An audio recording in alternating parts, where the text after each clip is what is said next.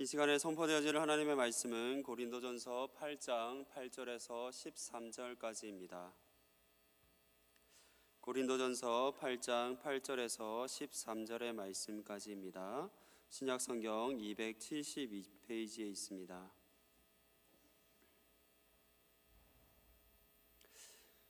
고린도전서 8장 8절에서 13절의 말씀을 다같이 합독하도록 하겠습니다.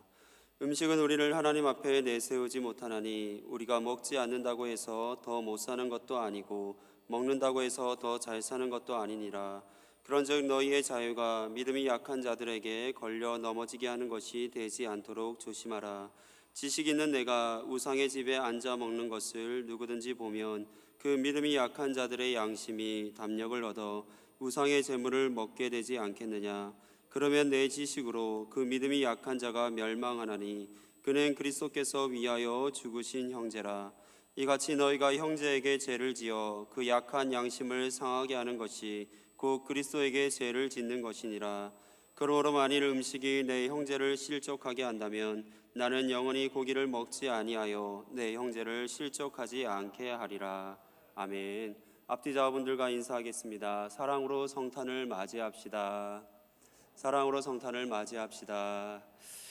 네, 오늘 우리에게 필요한 믿음이라는 말씀의 제목으로 함께 은혜를 나누고자 합니다.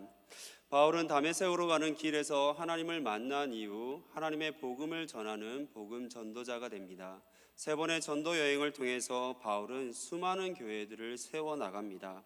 그리고 그 교회들 가운데 어떤 문제가 발생하면 바울은 그들의 이야기를 듣고 서신을 통해서 그들의 그 문제를 어떻게 해결해 나갈 수 있을지 조언하고 그들의 신앙이 성장할 수 있도록 많은 도움을 줍니다. 이런 바울에게 있어 가장 기억에 남는 교회를 하나만 딱 꼽으라고 한다라고 하면 고린도 교회이지 않을까 제 개인적으로 생각해 봅니다. 우리가 누군가 우리 기억에 남는 사람을 이야기하면 착하고 바른 사람이 기억이 남는 것이 아니라 항상 조금 짓궂고 또 말썽을 많이 피웠던 아이들이 기억나는 것처럼 고린도 교회도 너무나 많은 문제점을 가지고 있었기 때문에 그로 인해 바울이 그 문제를 해결하기 위해 너무나 많은 편지를 보내고 또 새롭게 방문하는 일들이 있었기 때문에 고린도 교회가 가장 많이 기억에 날 것으로 보여집니다. 오늘 그리스도인의 관점에서 보았을 때 고린도 교회는 많은 문제를 안고 있는 교회입니다. 고린도전서 1장부터 읽다 보면 교회 안에 분열의 문제가 일어났었고 이방인들도 하지 않는 음행을 행하는 문제가 그 안에 있었고 법정에 서로 고발하는 문제, 결혼과 관련된 문제, 또 오늘 본문에서 이야기하는 풀리지 않는 문제 중 하나가 우상에게 바쳐진 재물에 대한 문제였습니다. 고린도 교회 성도들은 우상에게 바쳐진 재물을 먹어도 되는지에 대해서 물음을 던지고 있습니다. 우상에게 바쳐진 재물을 단순히 생각하면 음식과 관련된 문제로만 생각할 수 있습니다. 음식과 관련된 것이 무슨 큰 문제가 되겠느냐, 무슨 큰 논란이 되겠느냐라고 말할 수 있겠지만 고린도 교회에 있어 우상에게 바쳐진 재물을 먹는 것은 단순히 음식을 먹어도 되느냐 먹지 않아야 되느냐의 문제가 아니라 교회 안에 존재하고 있는 빈부와 신분의 문제, 신앙의 문제를 다 포함하고 있기 때문에 이 문제는 그들에게 있어 너무나 심각한 문제였습니다. 사람이 살아가기 위해서는 필수 영양소가 있습니다. 우리는 이것을 흔히 5대 필수 영양소라 말합니다. 탄수화물, 비타민, 무기질, 지방, 단백질입니다. 이 중에 단백질을 공급받기 위해 필요한 것이 바로 육류, 고기라고 할 수 있습니다. 현대를 살아가는 우리들에게 있어 내가 원한다라고 하면 우리는 언제든지 고기를 사서 먹을 수 있습니다. 경제적 사정이나 개인의 그 선택에 따라서 달라질 수는 있겠지만 조금의 차이는 있을 수 있겠지만 정육점이나 마트 등 내가 편하게 방문할 수 있는 곳에서 언제든지 육류를 구입해서 우리는 먹을 수 있습니다. 그리고 어떤 곳에서 구입하든지 신선하게 보관되어 있는 그 고기들을 구입할 수 있습니다. 하지만 과거는 우리가 원한다라고 해서 내가 가지고자 한다고 해서 먹고 싶다고 해서 바로 먹을 수 있는 상황들은 아니었습니다. 지금이야 생산과 소비라는 측면에서 필요한 만큼 공급도 되고 소비도 이루어지기 때문에 우리가 쉽게 구입할 수 있지만, 바울이 활동하던 그 시절 그 당시에는 이러한 생산과 소비가 제대로 이루어지지 않았습니다. 바울이 활동하던 당시 고기는 소비를 충족하기 위해 생산되는 구조가 아니라 신전 제사를 통해 드려진 제물 중 일부가 시장으로 유통되는 구조였습니다. 그러니까 사람들이 찾기 때문에 가축을 잡는 것이 아니라 가축을 잡아서 남는 고기가 사람들에게 제공되는 그러한 구조를 가지고 있었던 것입니다. 즉, 일반인들이 고기를 먹기 위해서 구입하는 대부분의 고기는 우리가 흔히 알고 있는 그런 고기가 아니라 신전 제사를 통해서 우상의 신전에서 한번 제사를 거치고 나온 먹지 않는 음식, 남는 고기가 시장으로 유통되는 것이었습니다. 그리고 이 시장에 유통되는 고기마저도 아무나 구입할 수 있는 것이 아니라 경제적 여건이 되는, 어쩌면 좀 부유한 사람만이 그 고기를 먹을 수 있었습니다. 우상에게 바쳐진 제물을 먹는 문제가 단순히 음식의 문제가 아니라 교회 안에 빈부의 격차, 사회적 신분의 차이로 인해 생기는 문제로 연결되고 있는 것입니다. 많은 성경학자들이 현대의 관점에 고린도 지역은 도덕적으로 타락한 도시라고 말합니다. 고린도 교회 안에 일어난 문제들만 들여다보더라도 상식을 벗어난 일들이 너무나 많이 있습니다.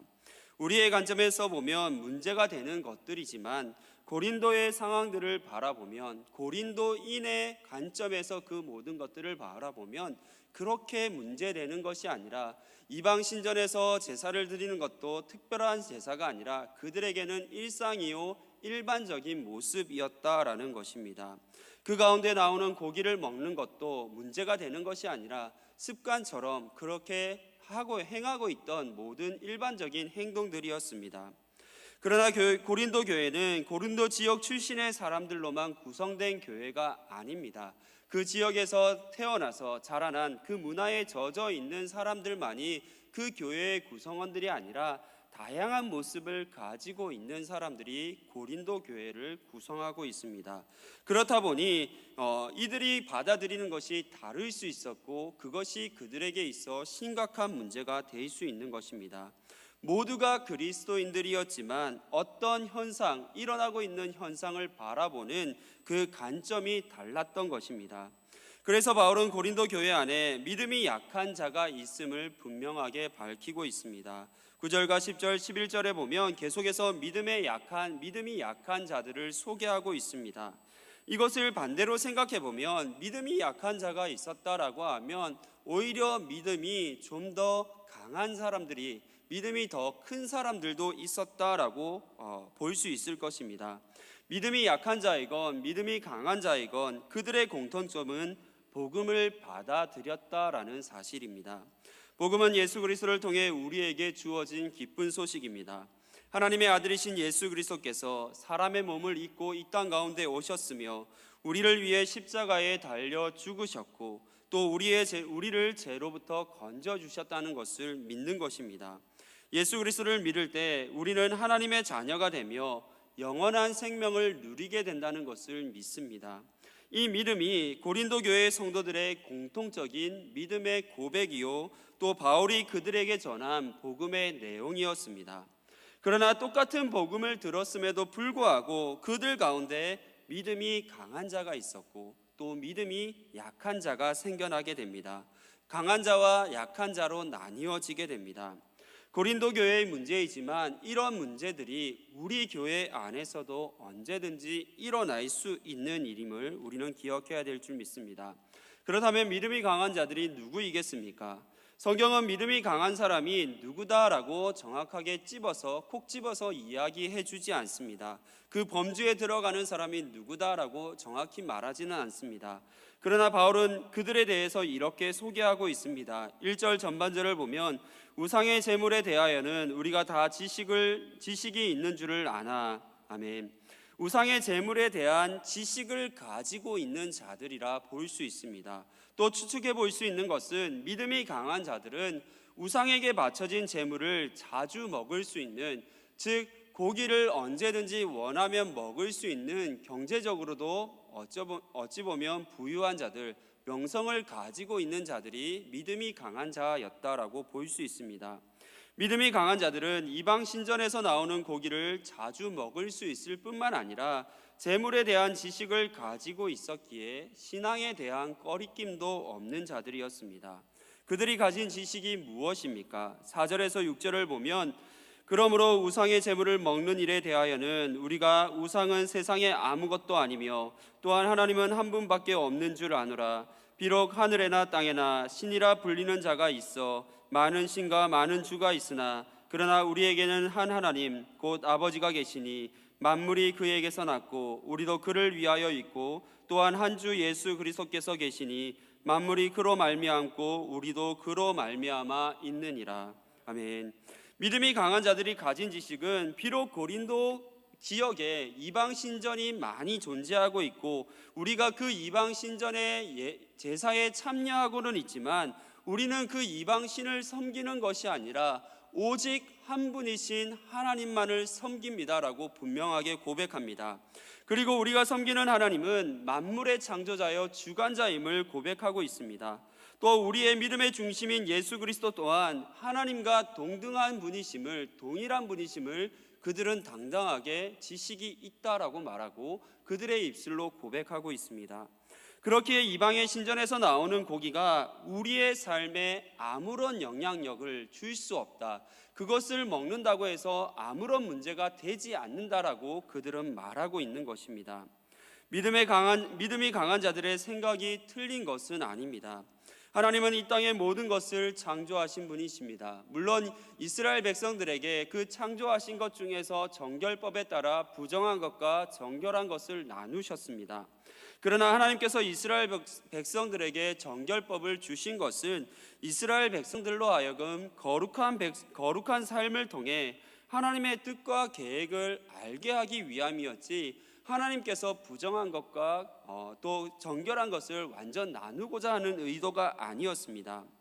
결코 부정한 것과 정결한 것을 구분하기 위한 것이 아니었습니다. 하나님께서 세상의 모든 것을 창조하셨는데 그 가운데 하나님께서 부정한 것이 있다, 또 정결한 것이 있다라고 말할 수 없는 것입니다. 결국 하나님이 만드신 모든 것 중에는 부정한 것이 있을 수 없습니다. 예수님 또한 사람의 입으로 들어가는 것이 우리를 부정하게 하지 못한다라고 분명하게 말씀합니다. 마태복음 5장 11절에 보면 입으로 들어가는 것이 사람을 더럽게 하는 것이 아니라 입에서 나오는 그것이 사람을 더럽게 하는 것이니라. 아멘. 하나님이 창조하신 세상에서 얻을 수 있는 재료로 만든 음식 중에 우리를 부정하게 하는 것은 없습니다. 오히려 음식은 우리의 몸에 필요한 많은 영양소를 공급하고 우리로 하여금 더 건강하게 하기 위해 필요한 것입니다. 우리의 삶에 도움을 주는 것입니다. 오히려 반대로 우리의 입으로 들어가는 것이 아니라 우리의 입에서 나오는 말, 더 깊은 곳, 우리의 마음속에 품고 있는 그 제약된 생각들, 우리의 마음속에 있는 그 악한 것들이 오히려 우리의 입을 통해서 더러워지는 것입니다. 그렇기에 음식 자체는 전혀 문제될 것이 없습니다. 그래서 바울 또한 8절에서 이렇게 말합니다. 음식은 우리를 하나님 앞에 내세우지 못하나니 우리가 먹지 않는다고 해서 더 못 사는 것도 아니요 먹는다고 해서 더 잘 사는 것도 아니니라. 이런 관점에서 보면 믿음이 강한 자들의 주장하는 내용들이 잘못되었다라고 말할 수 없습니다. 바울도 믿음이 강한 자들의 주장하는 바를 일정 부분 인정해 주고 있습니다. 그들이 가진 권리와 자유를 존중해 주고 있습니다. 그럼에도 바울은 고린도 교회 안에 있는 우상에게 바쳐진 재물의 문제를 해결함에 있어 교회 안에 일어나고 있는 여러 가지 문제들을 해결함에 있어 믿음이 강한 자들이 알고 있는 지식이나 자유를 우선하지 않습니다. 1절 후반절을 보도록 하겠습니다. 지식은 교만하게 하며 사랑은 덕을 세우나니. 아멘. 바울에게 있어 가장 큰 원칙, 문제를 해결함에 있어 가장 큰 원칙은 지식이 아니라 사랑입니다. 성경이 말하고 있는 지식은 많은 정보를 이야기하는 것이 아닙니다. 잠언 기자는 여호와를 경외하는 것이 지식의 근본이라고 고백합니다. 사람이 살아감에 있어 필요한 모든 지식은 여호와 하나님께로부터 주어지는 것입니다. 그리고 그 지식의 근원이신 하나님은 사랑이시다라고 분명하게 성경이 말씀하고 있습니다.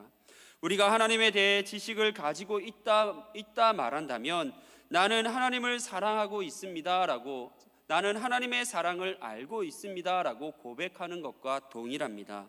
반대로 내가 하나님을 아는 지식이 있다 말하면서 그 안에 사랑이 드러나지 않는다라고 하면 그 지식은 사람을 교만하게 하며 이기적으로 만듭니다. 그래서 바울은 고린도전서 13장에서도 사람이 방언과 천사의 말을 할지라도 모든 비밀과 지식을 가지고 있다 할지라도 그 안에 사랑이 없으면 아무것도 아니다라고 그렇게 선포하고 있습니다. 즉 우리 그리스도인들은 사랑의 원칙 안에 모든 문제, 우리 안에 일어나고 있는 교회 안에서와 또 세상 밖에서 일어나는 우리 가정에서 일어나는 그 모든 문제들을 사랑의 원칙에서 풀어나가야 되는 것입니다. 또한 개인이 아닌 공동체를 먼저 생각해야 됩니다. 우리의 신앙은 하나님과의 1대1의 관계입니다. 하나님과 나와의 신앙이 바로 세워져 있어야 되는 것이 맞습니다. 하지만 신앙생활이라는 것은 나와 하나님과의 관계뿐만 아니라 나와 다른 성도와 또 나와 내 주변에 있는 믿음의 공동체와의 관계로 만들어가고 나누어지는 것입니다. 그렇기에 개인의 관점이 아닌 공동체의 관점, 개인의 유익보다는 공동체의 유익을 우선시해야 되는 것입니다. 바울은 삶의 문제를 해결하기 위해 사랑의 원칙을 계속해서 고수하고 있습니다. 다시 말해 바울이 우리에게 요구하는 믿음이란 배려하는 믿음입니다. 우리가 오늘날 살아감에 있어 우리의 삶에 일어나는 모든 문제를 해결함에 있어 필요한 믿음이란 하나님 앞에 바로 서 있는 그 믿음도 중요하지만 사랑으로 배려하는 그 믿음이 우리에게 필요한 줄 믿습니다. 이 자리에 있는 우리 모두는 믿음이 강한 자들인 줄 믿습니다. 어떤 상황 속에서도 예배의 자리를 지키며 거룩한 백성으로 살아가는 믿음의 용사들입니다. 우리에게는 전혀 문제될 것이 없지만 코로나 팬데믹을 지나면서 문제 아닌 것이 문제로 받아들여지는 상황들을 우리는 경험하고 있습니다. 예배를 위해 이 자리에 모이는 것이 문제로 보여질 때도 있고 교회 안에 이루어지는 소그룹 모임도 또 식탁 교제를 위해 주어진 식사들도 이 가운데 우리는 충분히 주장할 수 있는 것들이 있습니다. 문제가 되고 있는 사안들에 대해서 우리는 자유롭게 대처할 수 있습니다. 그들이 아무리 우리에게 뭐라고 한다 할지라도 우리는 예배할 수 있는 자유가 있고 또 소그룹 모임을 통해서 사람들과 교제하고 나눌 수 있는 그 자유가 있습니다. 그 권리가 있습니다. 그뿐만 아니라 모든 사람들이 코로나 팬데믹 이전처럼 함께 식사를 하며 즐거운 시간들을 가질 수 있는 그러한 자유가 또 권한이 우리에게 있습니다.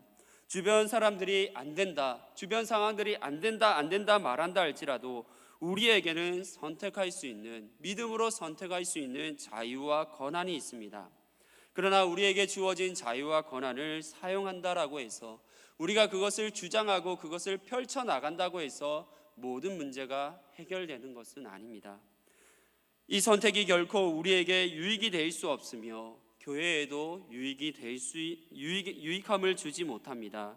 고린도전서 10장 23절에 보면 모든 것이 가하나 모든 것이 유익한 것이 아니요 모든 것이 가하나 모든 것이 덕을 세우는 것은 아니니. 아멘.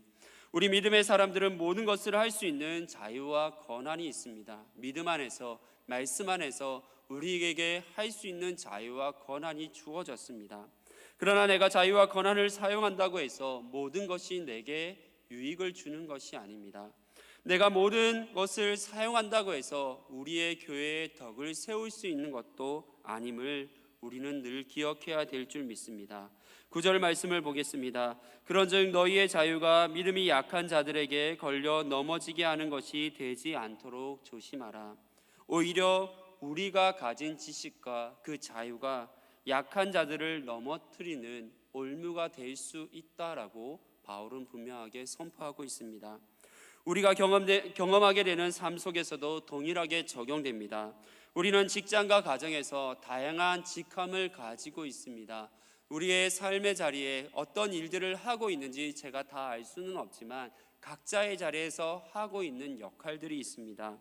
당연히 그 직함에 맞는 권리와 자유가 있습니다. 가령 내가 한 직장의 사장이라면 직원을 부릴 수 있는 권리와 자유, 직원에게 합리적으로 무언가를 요구할 수 있는 권리와 자유가 있습니다. 내가 직장인이라면 또 직원이라면 직원으로서 또 우리가 요구할 수 있는 권리와 자유가 있습니다. 자신들에게 권리와 자유가 있다고 해서 그것을 강요하기 시작한다라고 하면 어떤 문제들이 일어나겠습니까? 내가 원하는 그 자유와 권리를 계속해서 주장할 때 어떤 문제가 일어나게 될 것이고, 일어난 문제는 해결할 수 없게 되고 결국은 해결할 수 없는 곳으로 나아가게 될 뿐입니다.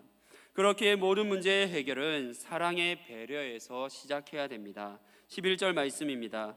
그러면 내 지식으로 그 믿음이 약한 자가 멸망하나니 그는 그리스도께서 위하여 죽으신 형제라. 아멘. 우리가 가져야 되는 생각은 강한 믿음을 가진 내가 옳다라는 생각이 아니라 약한 자를 사랑으로 배려하는 믿음을 가져야 됩니다. 바울 또한 강한 자들의 지식이 잘못되었다라고 말하는 것이 아닙니다. 다만 그 지식보다 사랑으로 배려하는 것이 더 앞서야 된다는 것을 이야기하고 있습니다. 왜 그렇습니까? 지금 우리는 믿음의 강한 자로 성장하였지만 그 전에 우리도 믿음이 약한 자였기 때문입니다. 이런 약한 우리를 향해서 예수 그리스도께서 십자가에 달리셨고 그 희생을 보여주셨기 때문입니다. 배려가 있었기에, 누군가의 배려가 있었기에 우리가 지금의 모습을 갖출 수 있었기 때문입니다. 그렇기에 오늘 살아가는 우리에게는 배려하는 믿음이 필요합니다. 강한 자들과 약한 자들 사이에 배려하는 믿음이 필요합니다. 믿는 자들과 또 믿지 않는 자들 사이에서도 배려하는 믿음이 필요합니다. 오늘 우리의 삶에 사랑으로 배려하는 믿음이 충만해지기를 간절히 소망합니다. 며칠 뒤면 아기 예수님이 태어나신 성탄절입니다. 하나님의 아들이신 예수님께서 사람의 몸을 입고 이 땅 가운데 오셨습니다. 아무도 관심을 보이지 않는 한 마구간에서 태어나셨습니다. 하나님의 아들이신 예수님께서 이러한 사람의 옷을 입고 마구간으로 태어나는 그 선택을 하지 않아도 문제될 것이 없었습니다. 그럼에도 이러한 선택을 하신 이유가 무엇이겠습니까? 연약하고 무지한 나를 위한 하나님의 사랑의 배려 때문입니다. 하나님의 사랑의 배려로 말미암아 우리는 영원한 생명을 얻었습니다. 이 배려로 인해 우리는 지금 불안과 염려 속에서도 코로나 팬데믹이라는 그 어려운 시기를 지나면서도 기쁨으로 또 감사의 삶을 살아갈 수 있는 것입니다. 그렇기에 우리는 하나님께서 보여주신 그 사랑의 배려를 기억하며 연약한 자들에게로, 이웃에게로 나아가는 귀하고 복된 삶을 살아갈 수 있는 우리 모두가 될 수 있기를 바랍니다. 코로나 바이러스로 인해 준비하던 모든 것들이 한순간에 멈추게 되는 것들을 참 많이 경험하고 있습니다. 오늘 이 시간은 원래는 성탄 축하 발표회가 준비되어져 있던 시간이었습니다. 저는 교회학교를 담당하는 목사로서 성탄 발표회를, 축하 발표회를 9월 달부터 준비했습니다. 9, 10, 11, 12입니다.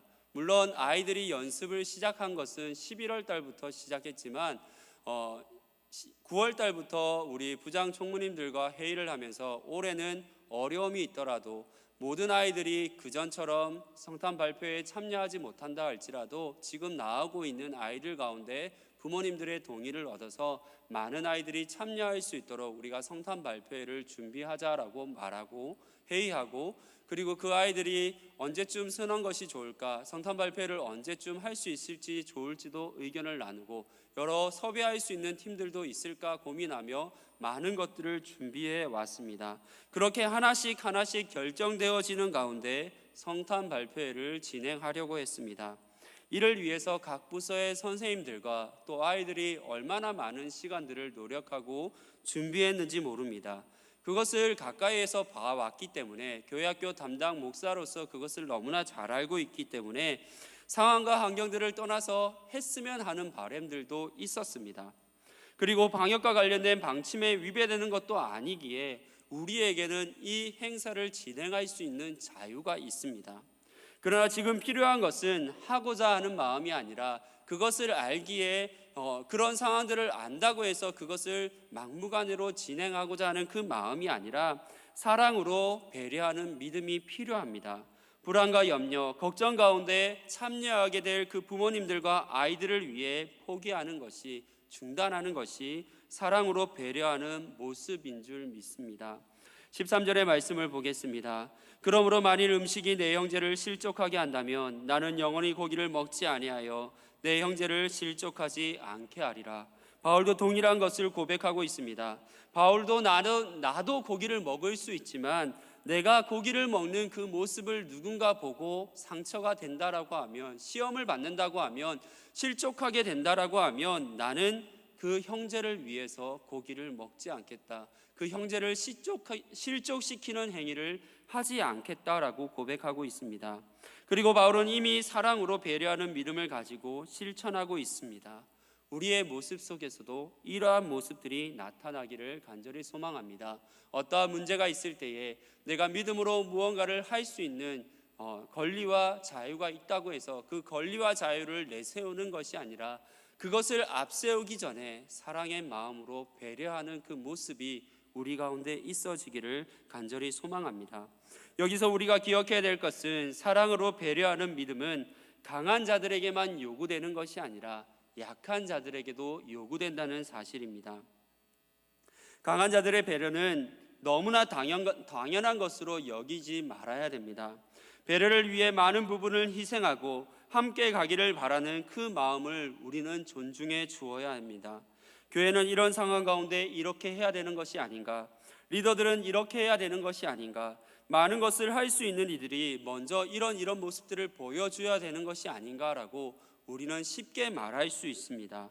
이렇게 해야 되는 것을 너무나 당연하게 생각할 수 있습니다. 어떤 선택과 결정이 있기까지, 우리가 그것을 주장하기 이전에 어떤 선택과 결정이 있기까지 사랑으로 기다려주고 배려하는 믿음이 연약한 자들의 모습 속에서도 있기를 간절히 소망합니다. 바울은 지금 강한 자, 약한 자를 구분하지 않고 우리 모두에게 사랑으로 배려하는 믿음을 가질 것을 권면하고 있습니다. 한 걸음 물러서고 또 한 걸음 다가서는 그 모습이 우리에게 있기를 소망합니다. 코로나 팬데믹 시대를 지나면서 우리에게 필요한 믿음이 바로 배려하는 믿음입니다. 어떠한 문제가 있다 할지라도, 어떠한 문제 속에 나아간다 할지라도 우리에게 필요한 믿음은 우리가 주장하는 것을 주장하는 것이 아니라 배려하는 그 믿음이 필요합니다. 사랑으로 배려하는 믿음을 갖춤으로 어떤 문제 앞에서도 갈등과 반목을 반복하지 않고 사랑으로 더욱더 단단해지고 하나 되어져 가는 우리 이천중앙교회 믿음의 공동체가 될 수 있기를 간절히 소망하며 기도합니다.